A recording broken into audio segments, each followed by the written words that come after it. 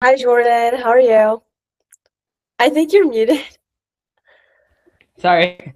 No worries. How are you? Good, you? I'm doing pretty good. How's school?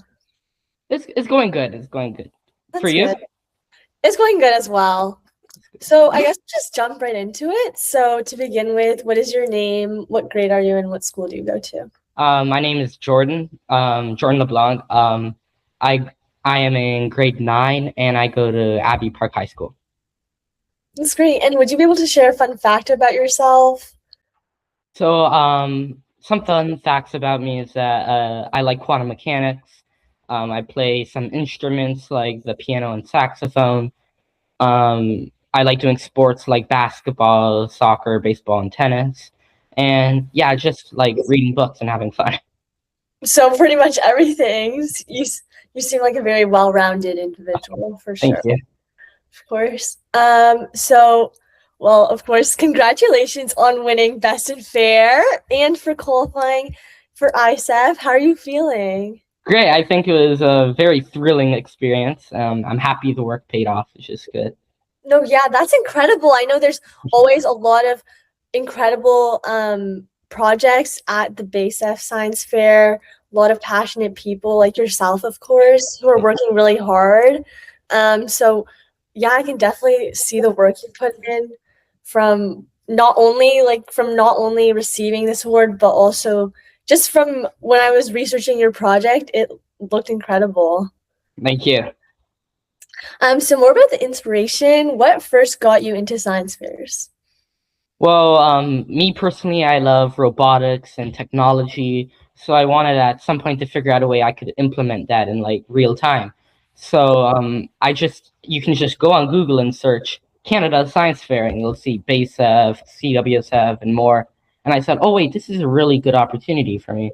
And I saw many projects from other years, and I was like, this is a very great group of people that are very passionate, and I like to communicate with them as well. So I decided, wait, I want to make a project of my own, which is very fun. I started with one project called a mechanical bee, and it was a very interesting experience. At the beginning, I did not know what was happening, but you start to learn after.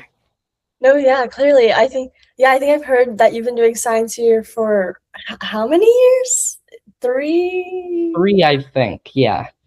Yeah. And did you go to ISEF or Canada wide your first year? Yes.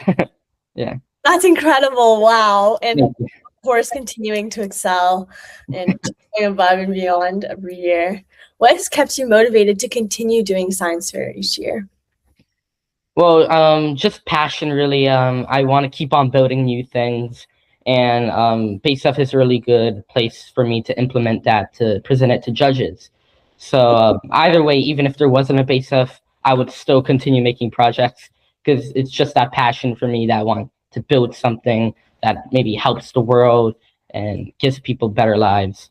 So based on continuing just building something very useful for society. No, totally. I love that. Would you be able to share more about your project from this year, what it's all about? Yeah, so I did it on Creutzfeldt-Jakob disease, which is a transmissible spongiform encephalopathy.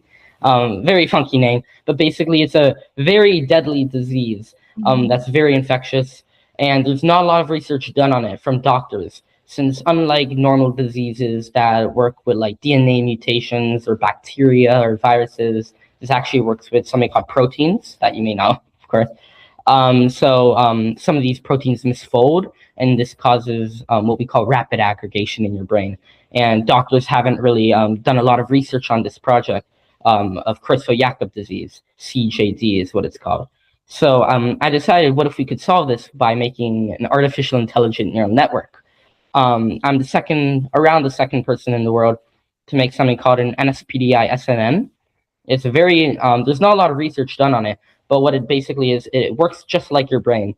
So it's a new type of neural network that I decided would be really interesting for a biological AI to solve a biological problem and actually prove very useful since this AI worked using waves instead of just zeros and ones. But the results from this project were that my AI could successfully classify the CJD, and I made a lot of graphs to represent that this AI had the actual knowledge to do so, which is good. That's so cool. Thank Wow, you. that's very interesting that you're the second person in the world. Around, yeah. Yeah, and as a grade 9, was the other person, they were probably like some distinguished Well, scientist. another university. Of course. Yeah, so that's so impressive. Thank Wow. you. Where did the inspiration for this project come from? Well, my family comes from a lot of autoimmune diseases. Not me specifically, but I see it around my family, and I see how it impacts like my siblings' lives. So from there, I'm like, what is one disease that no one has really studied that can make a difference on a lot of lives? So I came across CJD, and I wanted to implement my use of programming and robotic skills to do that, which is good.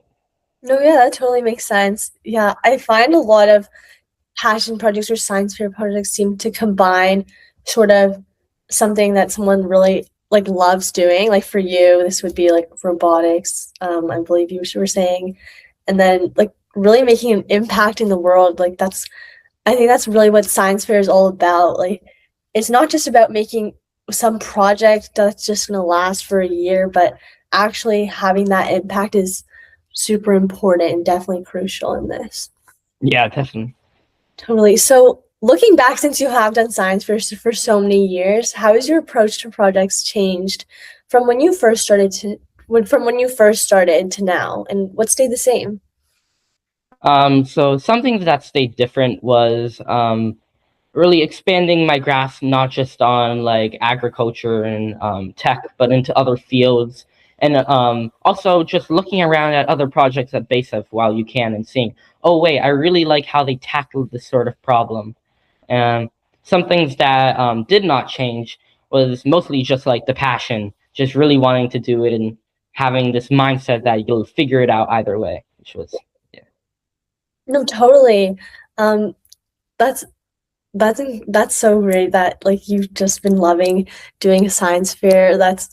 I find that it's that some people really do love it, while some others might not be as interested. Like me personally, I did it in grade 8, as part of like a school science project that we were all mandated to do.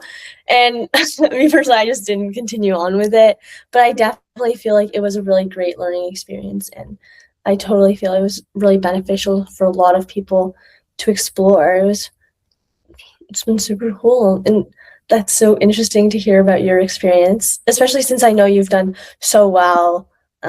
What exactly would you say are like some things that you picked up from other projects that you thought were really interesting or that you could apply to your own? Mostly, I would mostly say the project is not the important thing, but the person. So some people, maybe even the project is not interesting to you. When the person presents, you go, "Oh wow, that's so cool," and they present in a way that grasps you, and like, "Oh, I really want to hear more." So whatever project they have, it would usually just be, "Oh well, how are they speaking? Do I really like this project based on their motivation to continue this and etc." But usually, you go through so many projects. It's not about the project itself, about the main important parts and how it helps society. So then you're like, oh, this is the one that I can see distinguishes from everyone else. Yeah, I totally agree with both the things you said. It's super clear to me when there's passion behind a project like with yours and of course in several others, I can really tell how much like you really enjoy this experience and all the hard work you're pouring into it. So it's just so great to see, and of course that's one of the reasons why you're doing so well for sure.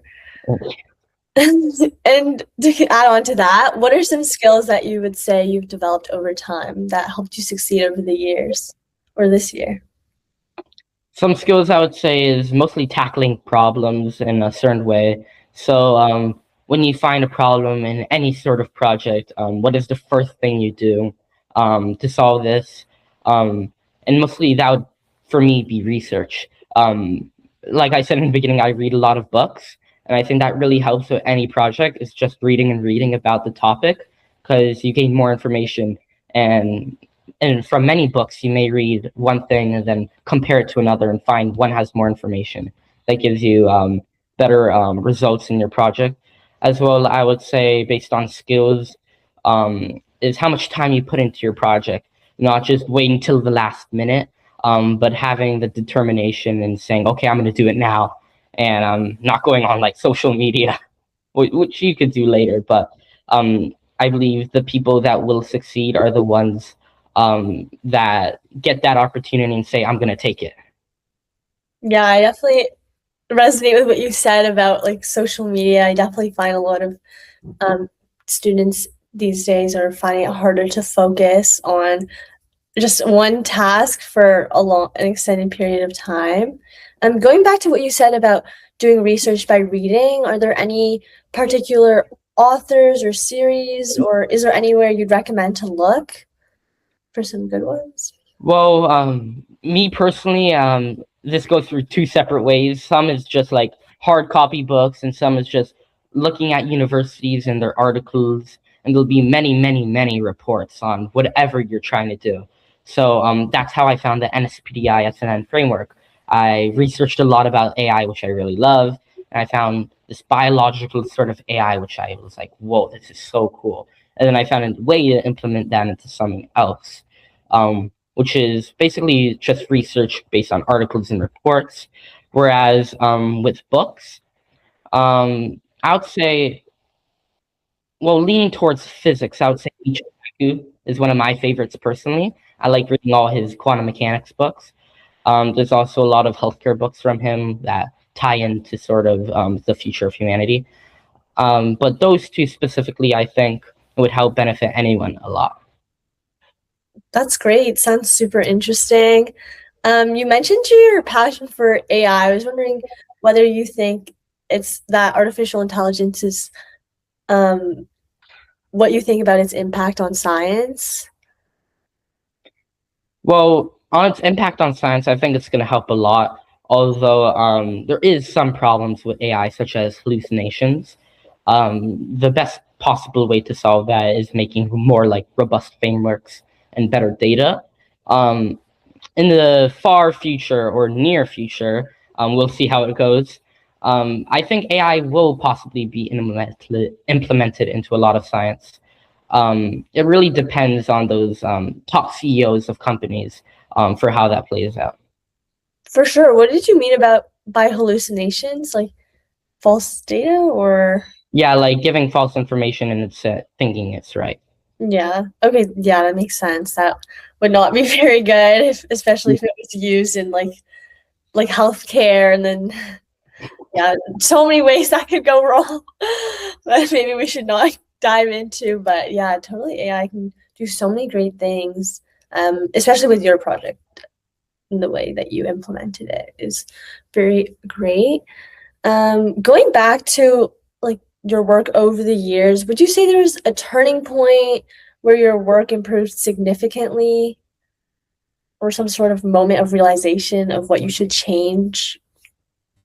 I feel like there was possibly like two.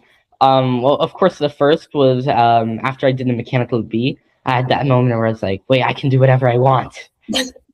Build whatever I want. It's not like base of confine me to one category.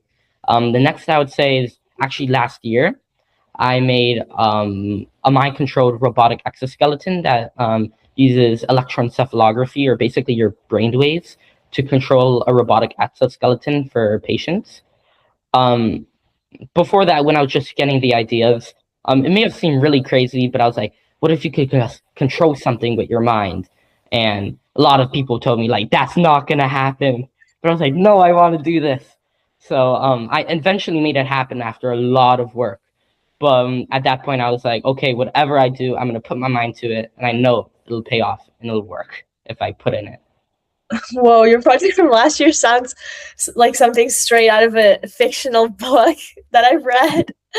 That's so cool. I know we talked a lot about how passion is really important, but you mentioned how you realized after your mechanical bee project that you're kind of like, I can do anything. Would you say it's important to step out of like kind of what you feel like you're interested in, or would you say that you feel more like comfortable with doing what you already like, what would you recommend? For anyone who's pursuing a basic project, I would say just to do whatever you feel you want to do and anything you think will benefit you. So, based on your passions in the future, maybe you want to pursue an engineering degree of, let's say, electrical. Maybe you should do a project on electrical computer and circuits. So, anything that really benefits you and what you would want to do. And of course, getting out of your boundaries is a great thing to do, like learning how to program a new language or anything of that could help you of some sort. Yeah, I totally agree with everything you said. It's great.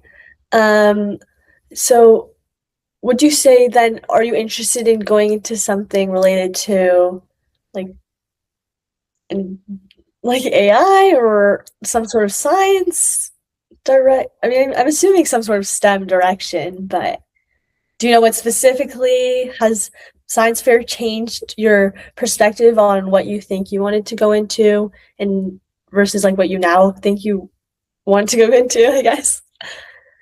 Well, at the beginning, I wanted to do mechanical engineering.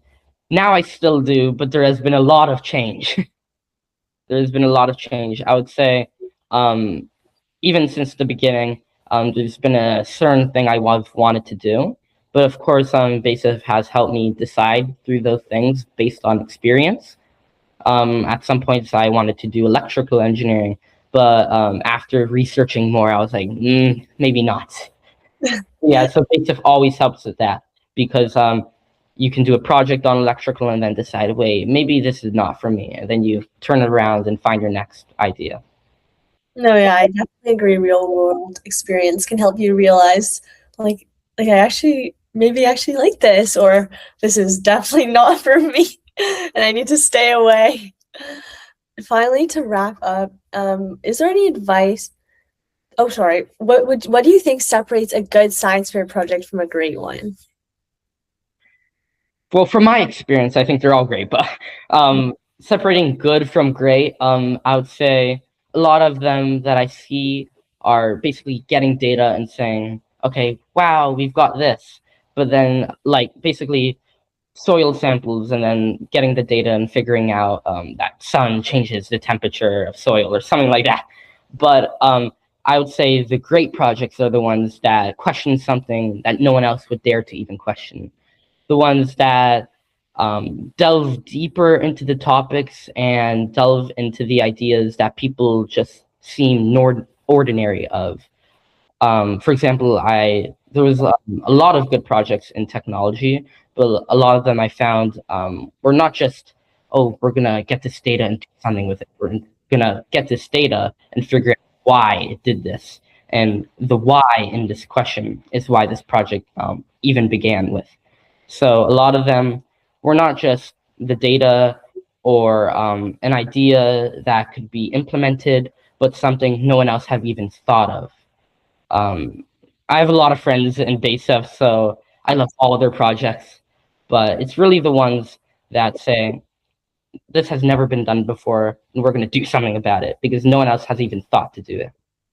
For sure. I don't know why, but what you said reminded me of this fact I read in a book before. I think it was about how it used to be believed that butterflies just came from the mud until there. I think it was a female scientist. I'm not sure her name, but she wanted to actually see. She didn't believe this. She was like, "Are you guys all sure about this?" And everyone was kind of like, "Yes, this is a fact." But she went out to do her own research and found out that it was actually through metamorphosis. It was how like butterflies came to be. So I don't know. That just made me think of that. I totally agree. Like we can't just all be like agreeing that everything that we know is true, or else because what if it's not? Yeah. Totally, everything you're saying is super valid. And finally, to actually wrap up this interview, is there any advice you give to students who are interested in starting their own science fair projects? My advice would be to pursue whatever passion you have and spend a lot of time thinking about it. Especially for my first project. Well, not my first. My first mechanical B was the exact second I wanted to do it. But for others, it took a few months actually to be like, what do I really want to do? Because after you choose this project that you want to do, you're gonna have to spend a lot of time on it. So yeah, I would say do your passion, and if you do the correct passion that you want to do, then you'll spend a lot of good time on it. Instead, if you choose to do something else that you hope will win, then you may turn out not wanting to do it at all. Yeah, that makes a lot of sense. I totally agree. And finally, do you have any advice for students who want to stick with science fair long term, improve, and do well? For anyone who wants to do long term, I would say just to expand beyond BASEF. Maybe make your own club in your own school, or maybe make your own startup or something, just to get the feel of what it means to be outside of the boundaries, and even make a project just for fun, just to research and just to figure out the core uses, core technologies, and core softwares used by real engineers or real professionals in whatever field you want to do. Because in the end, you'll probably be using those skills. So if you find the industry grade standard and work your way towards being that standard, then I think you'll accomplish a lot. Okay, that was it for all my questions for you. Is there anything else you'd like to share, or do you have any questions for me, maybe? Anything I'd like to share? I think I covered it all. Yeah, but just pursue your passion. No, yeah. Thank you so much for your time, Jordan. Thank you. I know you're probably super busy with ISEF preparation, so I Yeah. truly appreciate you Don't worry. taking the time to meet with me, and best of luck at ISEF. Thank you very much. Okay. Have a great day. Take care. Bye-bye. You too.